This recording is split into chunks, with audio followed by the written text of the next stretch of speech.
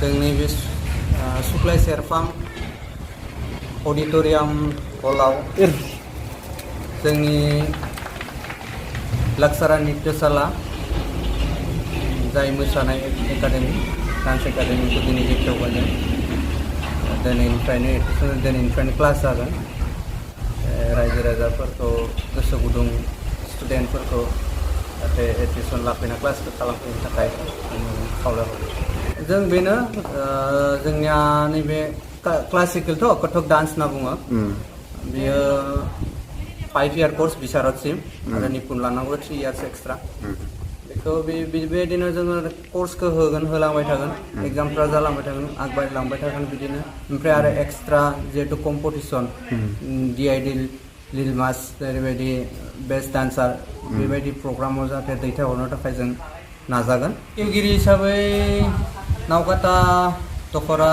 दुलाराय फरायसा आफादनि प्रेसिडेन्टखौ लिंनाय जादों बैसोनि जेबो सिमा थाया बेहाय बोरायसिम सिख्ला बुरैसिमबाबो हायो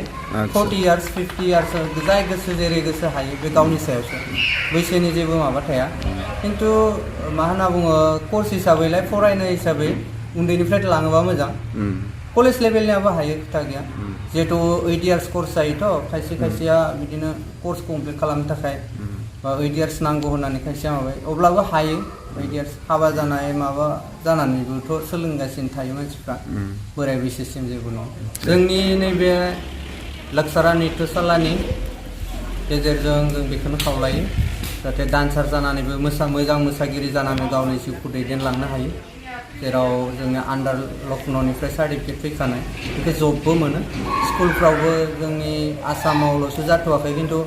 आउट स्टेटआव स्कुलाव इलेक्टिभ साबजेक्ट हिसाबै कम्पालसरि साबजेक्ट हिसाबै थिसनजोबखाबाय बेजोंबो गावनि जिउखौ दैदेनलांनो हानाय राहा दं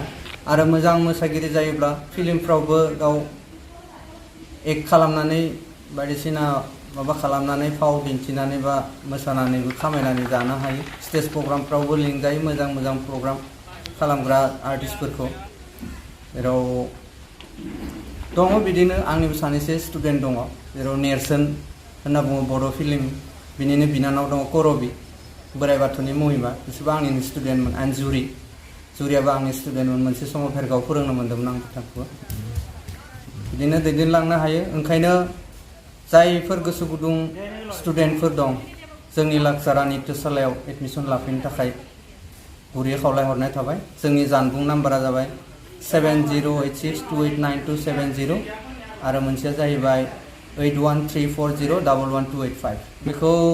सुक्लाय सेरफां अडिटोरियाम हलाव बाक्सा डिस्ट्रिक्ट जायो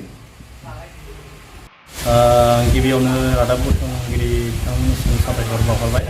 आरो नायगिरि रायजो राजा नोंथांमोननिसिमबो गुरै खुलुमनाय बावहरबाय दिनैनि रबिबार सानाव जिहेतु बाक्सा डिस्ट्रिक्टनि नावकाटा सुक्लाय सेरफांनि अडिटोरियाम हलाव जिहेतु क्लासिकेल मोसानाय फरायसालि बेखेवगोन बिथांखौ आङो रोजा रोजा साबायखर बावहरगोन मानो होनोब्ला दिनैनि दिनाव फरायनायजोंल' जाया आरो फरायनायजों लोगोसे गावनि एक्सट्रा सोलोंथाइखौ लायोब्ला इयुनाव गावनि जिउखौ दैदेनलांनो हायो दा बे हिसाबै आं खाथि खालानि उन्दै फंबाय बिनानावमोनखौ आं खावलायगोन जाहाथे नैबे सुक्लाय सेरफांनि अडिटोरियाम हलाव जोंहा एडमिसन सोलिगासिनो दङ फंबाय बिनानावमोनखौ एडमिसनखौ लाफैनो थाखाय गुरै खावलायहरबाय दा बेयावहाय बैसोनि सिमा थागोन नामा बेहाय बैसोनि सिमा गैया